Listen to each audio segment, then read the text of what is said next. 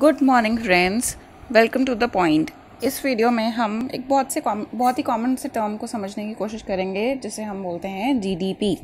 आइए देखते हैं जीडीपी होता क्या है। जीडीपी को हम हिंदी में बोलते हैं सकल घरेलू उत्पाद।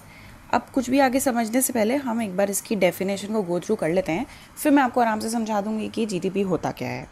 सो जीडीपी और ग्रॉस डोमेस्टिक प्रोडक्ट, जो कि कहते हैं सकल घरेलू उत्पाद, measures monetary value of all the goods and services within the domestic boundaries of a country within a time frame, जो कि एक जनरली ईयर होता है। अब ये वर्ड्स जो मैंने हाईलाइट करे हैं, monetary value, goods and services, domestic boundary और टाइम फ्रेम, इसको मैं आपको एक एक करके अपने एग्जाम्पल के थ्रू समझाती चलूँगी। अभी के लिए एक बार हमने डेफिनेशन देख ली है। In simple terms, GDP is the measure of country's economic output in an year. हर देश में क्या होता है, बहुत तरीके के गुड्स एंड सर्विसेज प्रोड्यूस किए जाते हैं। अब वो गुड्स कुछ भी हो सकता है। को फिर से बताना चाहूँगी, हमने यहाँ पे कुछ वर्ड्स को हाईलाइट किया था, जैसे कि monetary value, goods and services. तो अब हम ये देखते हैं कि मॉनेटरी वैल्यू ऑफ, जैसे कि आप ये बुक्स ले लीजिए, कितनी तरीके की सब्जियां बनती हैं, कितने तरीके के होम अप्लायंसेस बनते हैं, इलेक्ट्रॉनिक गैजेट्स बनते हैं, ये जो कंज्यूमर गुड्स होते हैं, जैसे कि आपकी cold drink, jam, biscuits, shampoos, ये सब, और कितनी सारी सर्विसेज होती हैं हर कंट्री में अवेलेबल। जैसे कि एक मैकेनिक की सर्विस हो गई, कारपेंटर हो गया, लॉयर हो गया, एक नाई जिसको हम बार्बर कहते हैं, या फिर और ही हम एक कोई अच्छा टर्म यूज़ करें तो सैलून सर्विसेज होती हैं। तो ऐसी बहुत तरीके की सर्विसेज होती हैं एक कंट्री में, और बहुत तरीके के गुड्स होते हैं, और हर एक सर्विस और हर एक गुड की कोई ना कोई एक वैल्यू होती है। जैसे कि आप मान लीजिए कोई किताब है, वो 100 रुपये से लेके 500 रुपये तक की हो सकती है, उससे भी ज़्यादा उसकी कीमत रख सकते हैं। तो हम अगर अब एक देश में जितनी भी गुड्स एंड सर्विसेज बनते हैं उसकी वैल्यू को कंबाइन करते हैं, उसकी जो भी उसका प्राइस है उसको ऐड कर दे, और जो फिगर हमारे सामने निकल के आता है उसी को हम क्या कहते हैं दोस्तों, उसको हम कहते हैं जीडीपी। अब दोस्तों मुझे लगता है आपको डेफिनेशन क्लियर हो गई होगी कि जो क्या थी, जीडीपी क्या है, economic value of goods and services produced in a domestic territory of a country. Domestic territory से मतलब है कि जो आपकी देश की सीमा है उसके अंदर। अब ऐसे तो पूरे विश्व में कितने गुड्स एंड सर्विसेज प्रोड्यूस होते होंगे। जापान में कितनी गाड़ियाँ बनती हैं, अमेरिका में कितने कंप्यूटर बनते हैं, तो क्या उनको भी हम अपनी जीडीपी में शामिल करेंगे?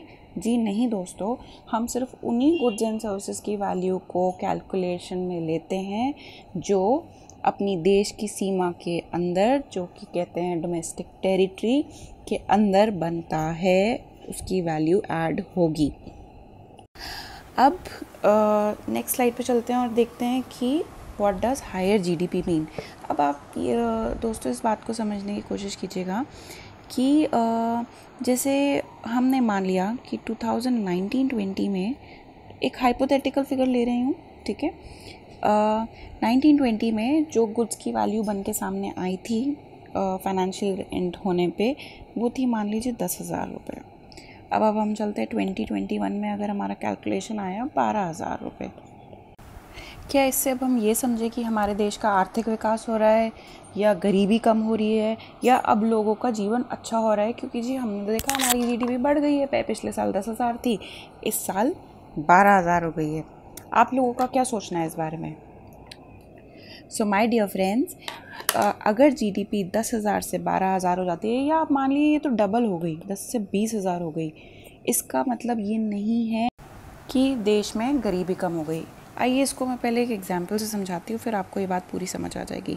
मान लीजिए कि देश में जितने भी गुड्स एंड सर्विसेज बनते हैं वो 4 ही फैक्ट्रीज के द्वारा बनाए जाते हैं, ABCD, ठीक है। अब क्या हुआ कि किसी साल बी फैक्ट्री ने एक नई मशीन लगा ली जिससे प्रोडक्शन और बढ़ गया, और उसी वजह से ये जो जीडीपी थी ना, ये 10,000 से 12,000 हो गई। पहले तो क्या हो रहा था, पहले साल में तो ये सब मिलके 10,000 रुपये के प्रोडक्ट बना रहे थे। बी ने नई मशीन लगाई, जिससे अब क्या आ रहा है, जीडीपी का प्राइस, जितने गुड्स बन रहे हैं उसकी वैल्यू आ रही है 12,000। तो अब आप देख रहे हो कि जितना भी पूरे देश में प्रोडक्शन हुआ तो वो तो ये 4 यूनिट्स ही कर रही थी। तो बाकी लोगों का क्या, बाकी लोग क्या प्रोड्यूस कर रहे हैं, या बाकी लोगों को क्या फ़ायदा हो रहा है, या उनकी जीवन में कोई सुधार हुआ है इन 4 फैक्ट्री के प्रोडक्शन बढ़ने या घटने से? जी नहीं दोस्तों, ये तो प्रोडक्शन जो है इन 4 फैक्ट्रीज तक ही सीमित रह गया। और जीडीपी जब हम कैलकुलेट करते हैं, जीडीपी का जो फिगर आता है उसको इससे कोई मतलब नहीं होता कि प्रोडक्शन कहाँ कितने लोगों ने मिलके किया। जीडीपी फिगर सिर्फ ये दिखाता है कि जितने भी गुड्स बने साल में उसका क्या प्राइस है, उसको प्लस करो और जीडीपी आ गया। वो प्रोडक्शन कहाँ हो रहा है, किसके द्वारा हो रहा है, कितने लोगों के में बट रहा है, उससे जीडीपी फिगर का कोई भी लेना देना नहीं होता है। तो अब आइए इसको एक बार देख लेते हैं। Higher GDP does not mean the overall wellness of the society, जो मैं आपको ऑलरेडी समझा चुकी हूँ। It just measures the value of goods and services produced in a country within an year. A higher GDP does not mean that goods and services are fairly distributed. जैसे मैंने आपको समझाया था कि ये फिगर देखने से आपको कहाँ पता चल रहा है कि किसने कितना गुड्स प्रोड्यूस किया था। ये तो सिर्फ इतना ही पता चल रहा है ना कि साल के अंत में हमारी कंट्री में जो गुड्स और सर्विसेज प्रोड्यूस होते हैं उसकी फ़ाइनल वैल्यू ये है। इससे इस फिगर को देखने से कहीं भी ये नहीं पता चलता कि हमारे देश में भुखमरी कम हुई है, या एजुकेशन लेवल इंक्रीज़ हो गया है, या जो हमारा सस्टेनेबल डेवलपमेंट है वो बढ़ गया है। आइए चलिए नेक्स्ट स्लाइड देखते हैं।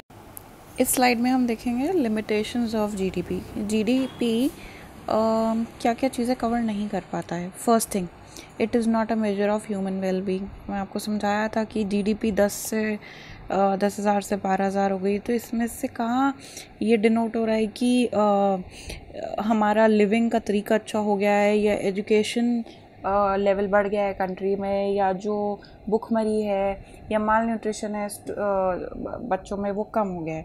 तो जीडीपी फिगर कहीं भी इस चीज़ को शो नहीं करता है। How fairly and unfairly the resources are distributed, बिल्कुल सही बात है। जीडीपी का फिगर देख के हमें ये कैसे कहाँ इसमें समझ आता है कि रिसोर्सेज कितने हाथों पे हैं।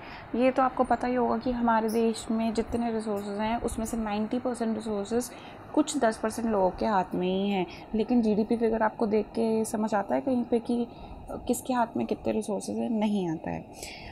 अब नेक्स्ट है, it does not record the value of any social services.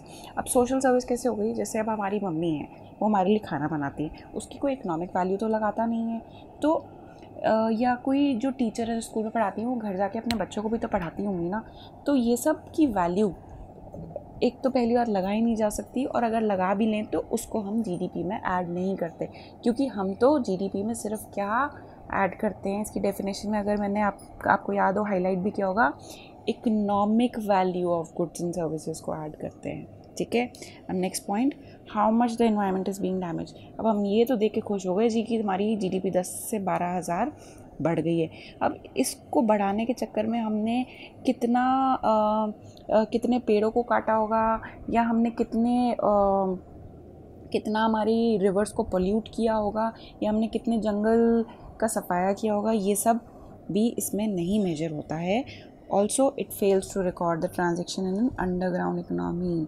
Underground economy क्या हो गई? जो ब्लैक इकनॉमी चलती है, जो हमें पता ही नहीं है कि हमारा पैसा किधर से किधर जा रहा है, या गुड्स जिनके ऊपर टैक्स नहीं दिया जाता। फिर रिकॉर्ड तो वही चीज़ होगी ना जो गवर्नमेंट के पास आएगा, जिस पर टैक्स भरा गया, तो गवर्नमेंट तो उसके बेसिस पे फिगर निकाल देगी कि जी इतने हमारे पास ये ट्रांजैक्शन होते हैं, इस पर इतना टैक्स आता है, तो इस हिसाब से हमारी देश की जीडीपी बनती है ये। लेकिन उन गुड्स एंड सर्विस का क्या जिसके लिए कोई बिल ही नहीं दिया जाता, या जिस पे कोई टैक्स नहीं भरा जाता, तो वो गुड्स एंड सर्विस के ट्रांजैक्शन तो अनरिकॉर्डेड रहे, उनका हिसाब किताब ही कहीं पे नहीं है। तो ऐसे ट्रांजैक्शंस को भी जीडीपी रिकॉर्ड नहीं करता है।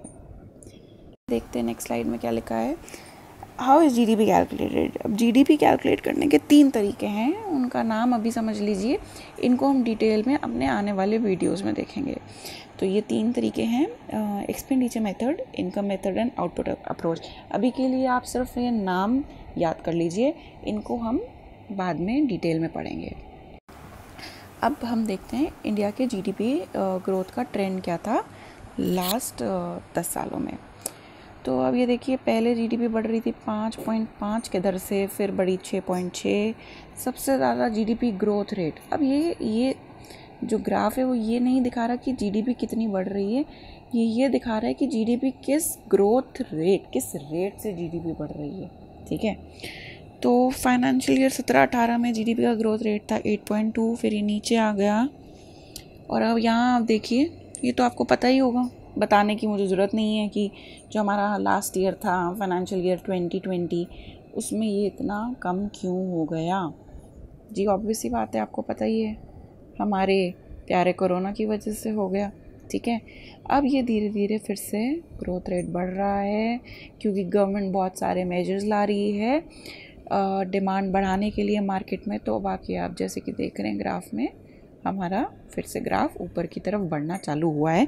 धीरे धीरे जैसे जैसे गवर्नमेंट मेजर्स बढ़ाएगी, स्कीम्स लाएगी, ताकि लोग फिर से गुड्स एंड सर्विस प्रोड्यूस करने लगे। अब जैसे गुड्स एंड सर्विस प्रोड्यूस होंगे तो फैक्ट्री वाले फिर से सामान बनाने लग जाएंगे, और जब उनका टोटल फाइनल कैलकुलेशन करेंगे तो हमारी जीडीपी बढ़ जाएगी।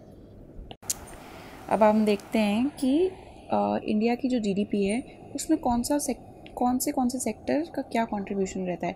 अब हमने मेरे पिछले वीडियोस में समझाया था कि हमारे 4 तरीके के सेक्टर होते हैं, प्राइमरी, सेकेंडरी, टर्शरी एंड क्वार्नरी। उनको समझने के लिए आप मेरे पिछले वीडियोस को रेफ़र कर सकते हैं। अभी के लिए हम एक बार देख लेते हैं मोटा मोटा कि कौन सा सेक्टर कितना % कंट्रीब्यूट करता है जीडीपी को। और सबसे ज़्यादा अगर हम देखें तो कंट्रीब्यूशन है जी फाइनेंस एंड प्रॉपर्टी का, फिर आता है हमारा टूरिज़्म एंड ट्रांसपोर्ट, फिर देखें तो मैन्युफैक्चरिंग। अभी आप देखिए कि टूरिज़्म, ट्रांसपोर्ट, कम्युनिकेशन क्या है, ये आपका हो गया सर्विस सेक्टर। बहुत सारे लोगों को यही लगता है कि हमारे देश में सबसे ज़्यादा कंट्रीब्यूशन जीडीपी में जो है वो है एग्रीकल्चर का। जी नहीं मेरे फ्रेंड्स, सबसे ज़्यादा कंट्रीब्यूट अगर जीडीपी में कोई करता है तो वो है आपका सर्विस सेक्टर, फिर आपका आता है ये मैन्युफैक्चरिंग, और सबसे कम कंट्रीब्यूशन जो है वो है एग्रीकल्चर का। हालांकि सबसे ज़्यादा अगर हम देखें लोग एम्प्लॉयड कहाँ है, कौन से सेक्टर में, वो एग्रीकल्चर सेक्टर में है। लेकिन अगर जीडीपी के कंट्रीब्यूशन की बात करी जाए तो सबसे ज़्यादा आता है हमारा सर्विस सेक्टर से। सो फ्रेंड्स, मैं उम्मीद करती हूँ कि आपको जीडीपी और उससे रिलेटेड कुछ कॉन्सेप्ट्स की clarity by the end of video आ चुकी होगी। This is all for the today's video. Thank you so much.